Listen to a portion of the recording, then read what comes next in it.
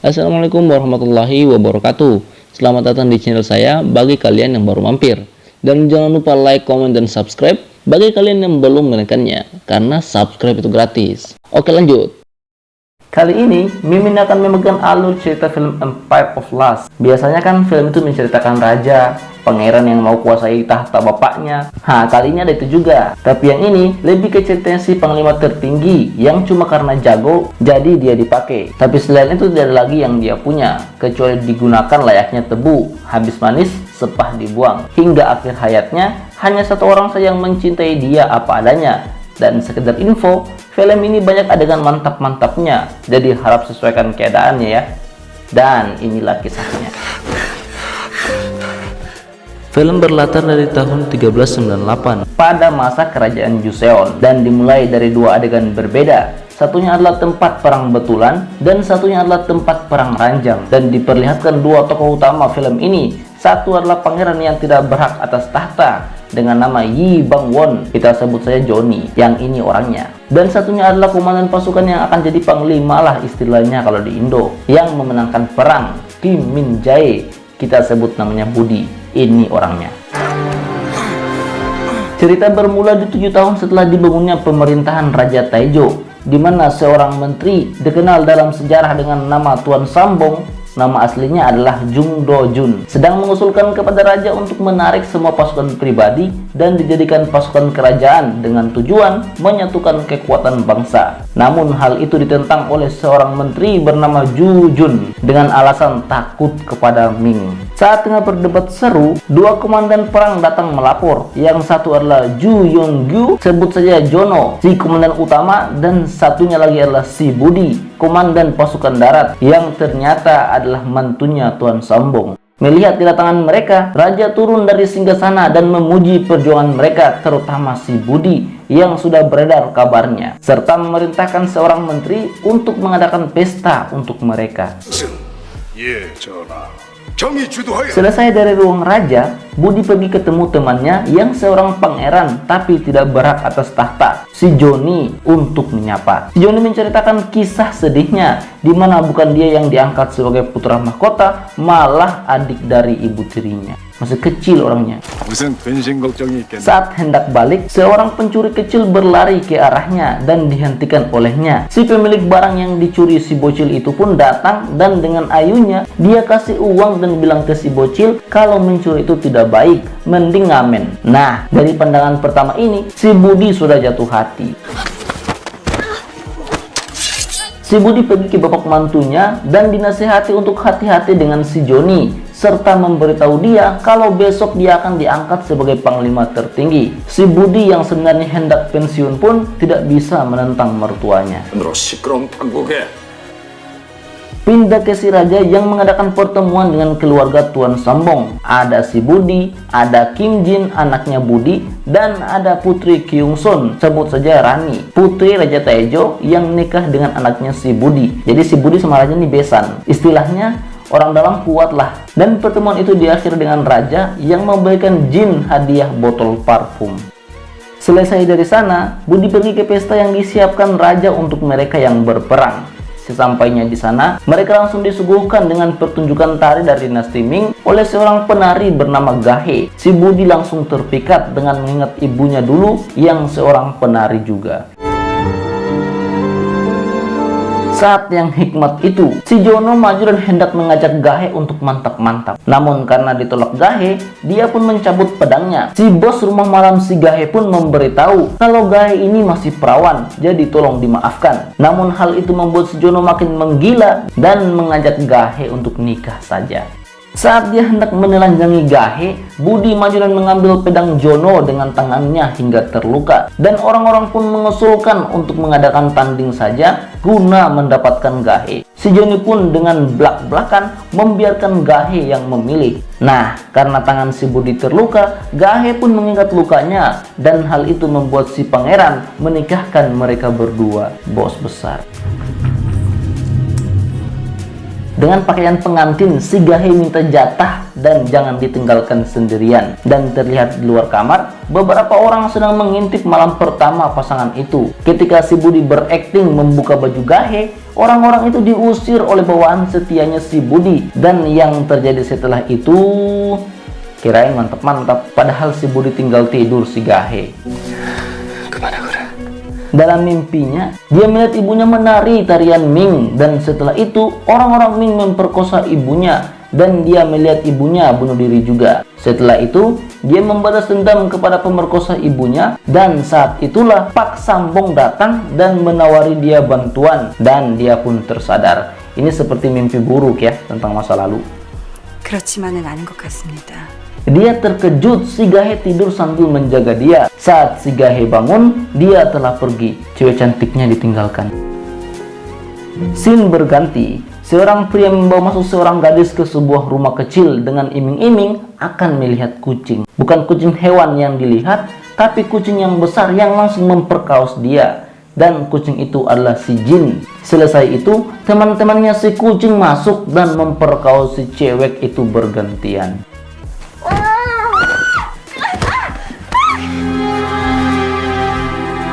Keesokan harinya, Bapak Raja memberikan sebuah pedang kepada si Budi sebagai tanda bahwa dia telah dipilih sebagai pelindung kerajaan. Maksudnya, dia menjadi panglima lah begitu. Scene berganti ke si Jono yang sedang melaporkan perihal si Budi ke si Joni, karena sebenarnya harusnya dia yang mendapatkan posisi itu menurut dia. Malamnya, si Jono pergi ke rumah malam meminta pelayanan si Gahe, tapi bukannya melayani, Gahe malah mau bunuh diri daripada melayani si Jono. Sedih juga. Saat si Gahe melompat, si Budi yang kebetulan lewat pun melompat dan menyelamatkan Gahe. Si Bibi, sebut saja begitu, dia mulai menceritakan kalau si Gahe tidak mau menerima permintaan siapapun karena hatinya sudah terpikat pada seseorang, dan karena itu dia akan diusir ketika bangun. Karena hal itu, si Budi dibuat galau bahkan di waktu latihan. 먹고 사는 계집입니다. Istrinya yang mengetahui keadaan si Budi mendatangi Gahe dan mengancam dia. Gahe pun mengirim surat pamit untuk Budi dan pergi. Tepat saat Gahe mau naik feri, Mas Budi sampai dan menarik dia hingga ke kamar dan langsung bermain kuda-kudaan. Gila, seru juga.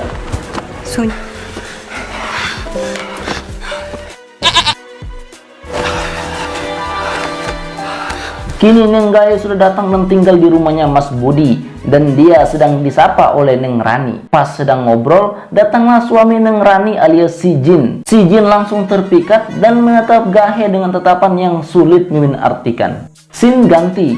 Tuan Sambong sedang memarahi Budi karena menduakan anaknya dan mengatakan pada Budi kalau dia adalah kacang yang lupa kulitnya. Dan karena hal tersebut, Budi pun mengancam dia akan membuka aib masa lalu putrinya alias istrinya si Budi, bahwa dulu Nona Jung hamil di luar nikah dan anak itu adalah si Jin. Balik ke rumah, tepat saat Gahe sedang dandan, Jin masuk ke kamarnya dan langsung memeluk dia. Kelihatannya mereka berdua nih punya masa lalu lah begitu. Mungkin saat Bang Jin masih nakal dulu nih.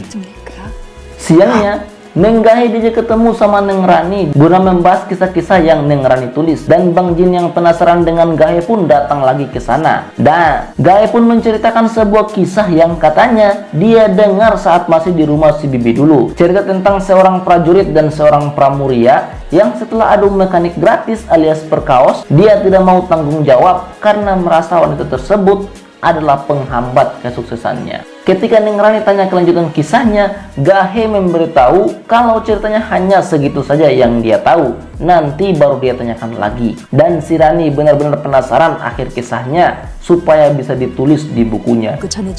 예, 알겠습니다. Malam harinya, Bang Jin mendatangi kamar Neng Gahe dan melihat penghuni kamarnya sedang beradu mekanik dengan sangat beringas. Karena terbakar cemburu dan kesal, dia pun pergi tanpa bisa berbuat apa-apa. Tengah malamnya, ada orang berbaju hitam datang dan hendak membunuh Bang Joni dan doinya. Tapi dengan kerennya, Bang Joni mengalahkan mereka semua. Akhirnya hal itu berakhir dengan Gahe juga terluka. Esoknya, si raja marah-marah karena ada penyusup yang berani datang ke rumah Bang Budi yang secara tidak langsung tempat tinggal putrinya juga. Tapi karena banyak perdebatan dengan menterinya, raja pun memutuskan untuk mengubur hal tersebut. Siang harinya, Pangeran Joni sedang berburu di hutan. tiba-tiba datanglah Bang Budi yang ingin berburu juga. Saat hewannya sudah dikepung dan pangeran serta Bang Budi sudah sama-sama siap melepaskan panahnya, ternyata panah yang dipegang oleh Bang Budi diarahkan ke si pangeran dengan maksud mengancam. Dan setelah itu, barulah dia membunuh hewan tersebut. Saat istirahat, mereka berdua berbincang, dan Bang Budi langsung bertanya kenapa pangeran mengirim orang ke rumahnya. Tapi si pangeran malah mengundang dia untuk bergabung bersama pangeran. Kayaknya pangeran mau kudeta nih. Ternyata memang si Jono yang mengirim orang ke rumahnya Bang Budi dengan backingan sang pangeran. Namun ternyata Nona Gahe ini adalah wanita yang bekerja di bawah sang pangeran untuk masuk ke rumahnya Bang Budi. Dan tujuannya belum, nanti dibahas. 일이 수월해질 것입니다. Keesokan harinya, Gahe datang ke sebuah tempat penjual kain karena diajak ketemu. Dan ternyata dia diajak ketemu oleh Bang Jin yang sudah tidak tahan melihat Neng Gahe untuk adu mekanik. Namun ternyata dia dimanfaatkan oleh Neng Gahe untuk mencuri botol parfum pemberian dari raja.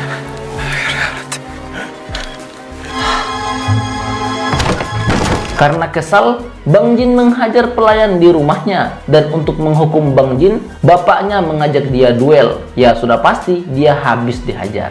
Dan di scene berikutnya diperlihatkan awal ketemu Neng Gahe dan Bang Jin, yaitu dengan pemerkosaan seperti saat permainan kucing kemarin. Tapi kali ini tidak dikeroyok. Saat dia sudah kritis dan dibela oleh ibu serta istrinya yang seorang putri raja, dia pun bikin diri. Dasarnya memang anak yang lahir dengan sendok emas ya gini. Scene berganti, Neng Gahe datang ke si putri untuk menemani si putri. Dia juga menceritakan kisah selanjutnya dari kisah yang diceritakannya kemarin atas permintaan Neng Rani.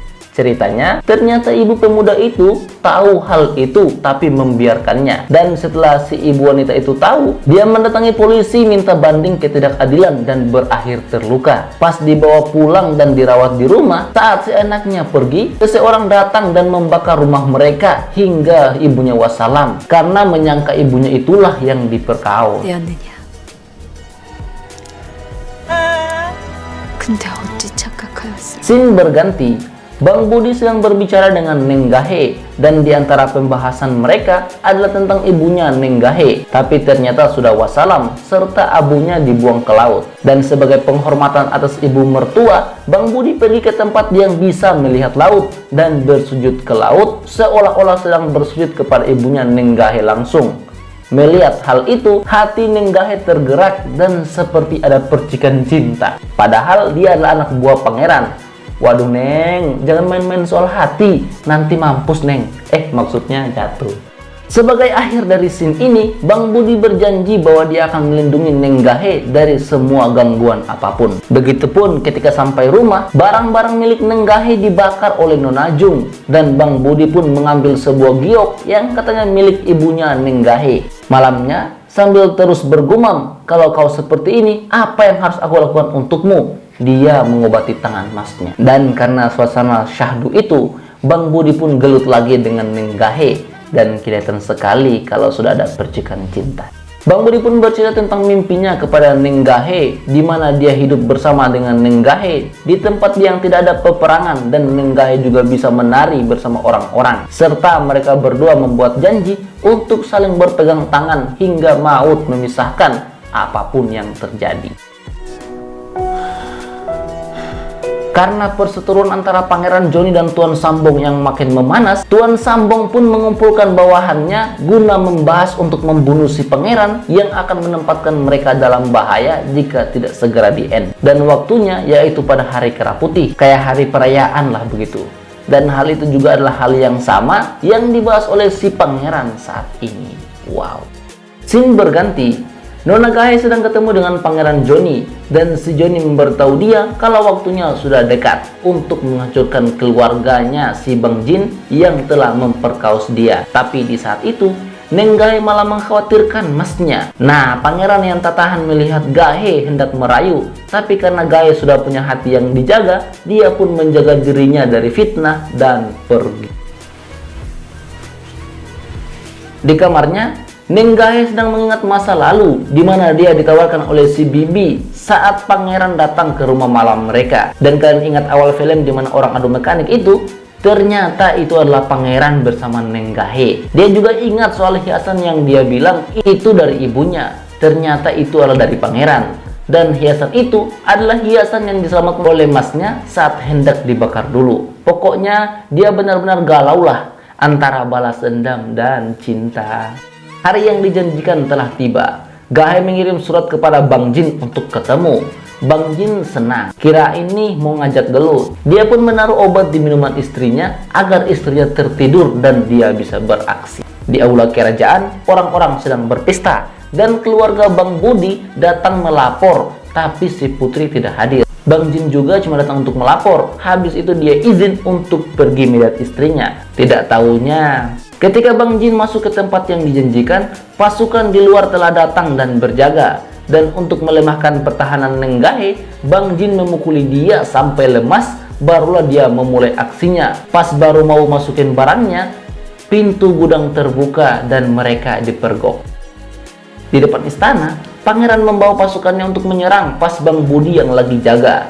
Pas pertempuran itu sampai di depan raja, Bang Joni pun melaporkan kepada raja kalau Tuan Sambong dan Bang Budi sedang melakukan pengkhianatan dan dia di sini untuk menghentikan mereka dengan bukti-bukti yang dia punya. Awalnya Bang Budi dan Tuan Sambong masih bisa berkelit. Pas salah satu bukti di bawah itu perselingkuhan Bang Jin dan Nenggahe, Bang Budi langsung tidak bisa berkata-kata lagi dan sedih, kecewa, gabung jadi satu. Dia pun memperlihatkan botol parfum milik Bang Jin dan menyuruh anak buahnya untuk membawa masuk Nenggahe dan Bang Jin, hingga membuat semua orang di situ terdiam, bahkan ada yang pingsan. Si putri pun melaporkan kepada raja kalau dia mendapat surat dari Gahe tentang akhir kisah yang dia ceritakan kemarin, yang akan dia ketahui kalau dia datang ke gudang jam 9 malam. Pas datang, malah dia saksikan suaminya sedang mau nganu sama Nenggahe, dan itu membuatnya shock sekali. Si raja pun menyuruh pedangnya alias si Budi untuk mengeksekusi Nenggahe karena membawa aib untuk menantunya. Dan pas sudah di depan mata, bukannya membunuh, dia malah melarikan Nenggahe. Di tempat lain, Putri Rani sedang menemui suaminya di dalam penjara. Dia menuangkan minuman kepada suaminya dengan penuh senyuman tulus sambil terus mendengarkan ceritanya si suami tentang kejadian ini. Pas Bang Jin minum minuman dari Neng Rani, baru satu gelas, dia langsung batuk-batuk dan wassalam. Ngeri guys. Diwassalamkan oleh istri dengan cara senyum dan racun. Jadi hati-hati ya dengan istri, dia yang mengatur makan dan pakaian kita. 알겠습니다. 전 하기 시작했었죠. Pengejaran terhadap Bang Budi dan Gahe pun dilakukan dari malam hingga pagi oleh pasukan si pangeran. Pas sudah dikepung di pelabuhan, Nenggahe tertembak panah dan Bang Jono pun meminta duel 1 lawan 1 untuk balas dendam. Melihat keadaannya mustahil selamat, Bang Joni pun melepaskan perahu untuk menyelamatkan Nenggahe duluan dan pergi bertarung. Pertarungan 1 lawan 1 dengan Bang Jono berjalan sengit, tapi ya namanya juga panglima, pasti jago. Hingga akhirnya kepala Bang Jono harus penyok dihantam pakai senjatanya sendiri dan wassalam.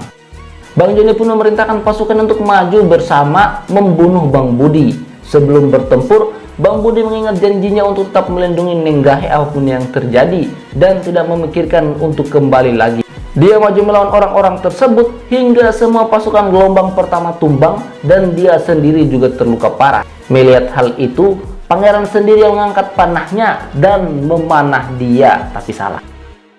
Bang Budi yang sudah lemas pun terjatuh ke dalam air. Tiba-tiba Nenggahe melompat dan memegang tangannya sambil mengenang janji mereka berdua untuk tetap saling berpegang tangan hingga maut memisahkan. Dan itulah akhir mereka berdua. Endingnya, Pangeran Joni alias Pangeran Yi Bangwon naik tahta sebagai raja dinasti Joseon ketiga dengan gelar Taejong yang agung dengan menumbangkan ayahnya, Tuan Sambong beserta saudara lelakinya. Dan itulah endingnya. Oke guys, itulah film Empire of Lust. Jangan lupa like, komen, dan subscribe ya, agar Mimin tambah semangat membuat konten. Dan jangan lupa tulis di kolom komentar apabila kalian punya request film. See you, sampai jumpa. Wassalamualaikum warahmatullahi wabarakatuh.